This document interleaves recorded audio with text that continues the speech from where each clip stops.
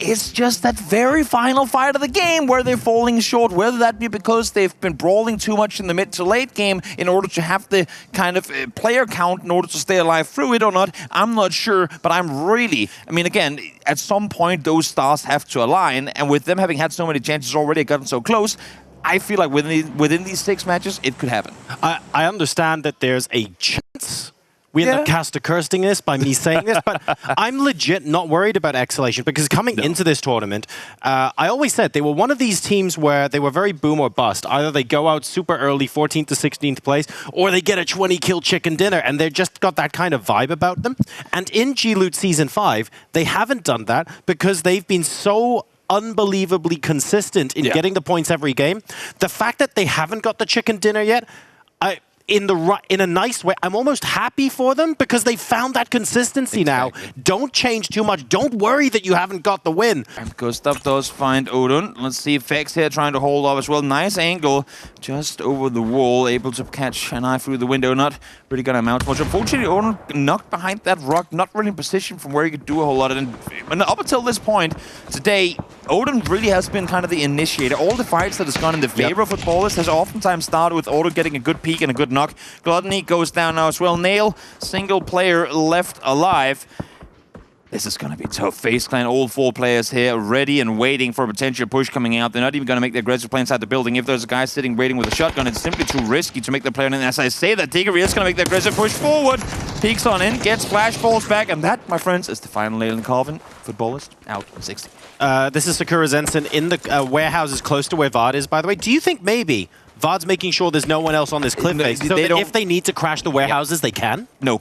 I mean, yes, but no. The play here is not to care about the warehouse. The play here is to make sure no one is wrapping south around in and backstabbing Liquid on the southern side. Because if anyone does, they're going to be in trouble. In the meantime, now let's hop down to Ends, trying to hold off here. Not going to really pay off, though. Wastamar only defendable from so many angles. That nade looks pretty prime, though. Let's see if it's going to get any damage done with it. Does do damage to both Philo and Tundu, but not enough to find the knock. Ends trying to crawl away, and then remember, they lost Squeaky very early on in this game, so they're down to just 2 players. And the zone is moving, by the way. Both of these teams are out of zone as well. Huge fight between Na'Vi and Entropic. That ends in Na'Vi's favor, but Quizzy and Alia both down. They don't have that much time at the moment. Northern Lights now pushing in center, while Ends cleans up here against No Name Yet. This is the fight on the east, but we've got another fight in the center of the circle about to pop. It is all kicking off here in Game 13. Here we go, back towards Na'Vi. They were fending off against Entropic, but now one more team peeks on over. Shift finds Nuki, not going to be enough to get the second tick, so we'll find him.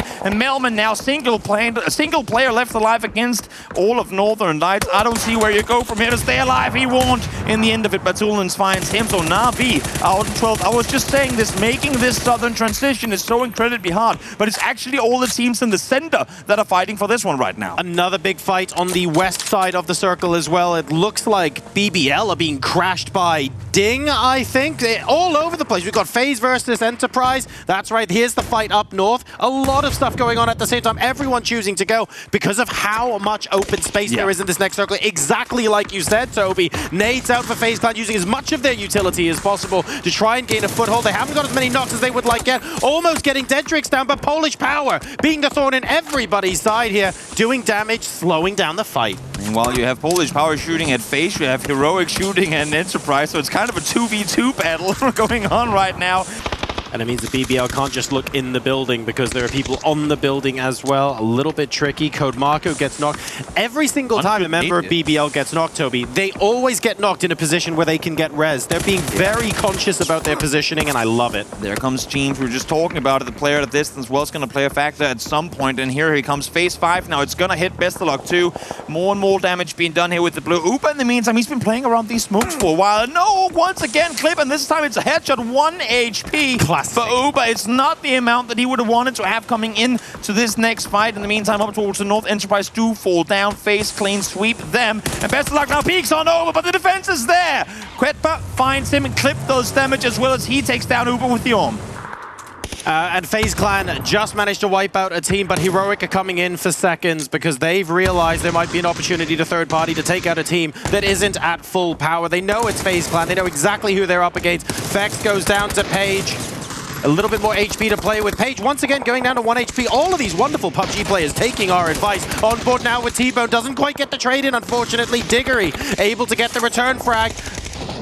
Liquid finishing off BPL on the opposite side of the circle, but Heroic still pushing in. Wow, can FaZe Clan do? Diggory tries to hold out. Doesn't quite manage. Clean from Heroic. Yes, T-Bone gets knocked, but he managed to fall back into position from where he can't get taken out. In the meantime, as you said, Clip pretty much single-handedly took out the entirety of BPL. Not sure exactly how that went down, but they tried to wrap underneath, and that's exactly why they split it the way they did. Now Nixie over the top, he's ready and waiting. They were not expecting to have players this close on the side of Heroic, but unfortunately for Beamy, caught out of position there.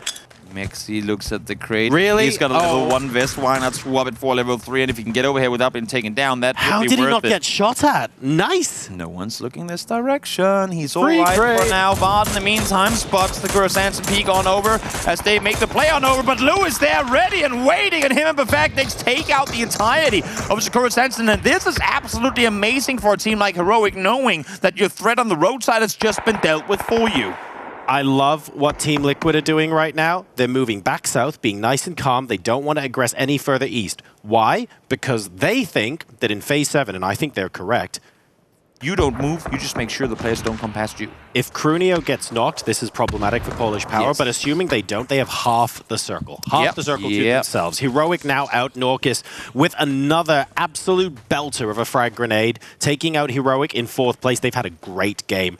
Triple nade coming out towards Polish Power. Great commit. Nixie gets copy to begin with, and the fight has officially begun. But even still, Team Liquid throwing more utility their way. They're not pushing in yet. Remember, every single player going down here is utility you won't get to use. All these players has got utility in hand. Why? Or why not why? Where does Liquid up to engage on this? Right now, Polish Power are being herded into the corner. They can do nothing but take a fight here because the blue is forcing them to make a move. Mexi spots 1, spots 2 over the top. Will go down Marcelik. Clutch headshot comes in there. Will this allow for them to make the play on forward? They need to wrap south. They need to get away from Northern Lights, but Liquid is still ready and waiting for them. 2 players to alive on their side. As Clip tagged up by the molly will take damage, but holds off Effectus on the other side. Clip going down now as well. Liquid down to 1. The initial gambit with the grenades has not worked. Polish Power back up to 4. Crunio goes down, but now Northern Lights are coming in. Polish Power towards the center of the circle. They're leaving Crunio alone. They're focusing now on making sure they don't get wiped from above. Northern Lights peeks on over. First one down, 2 go down on the other side, and Polish Power falls as Northern Lights come out victorious.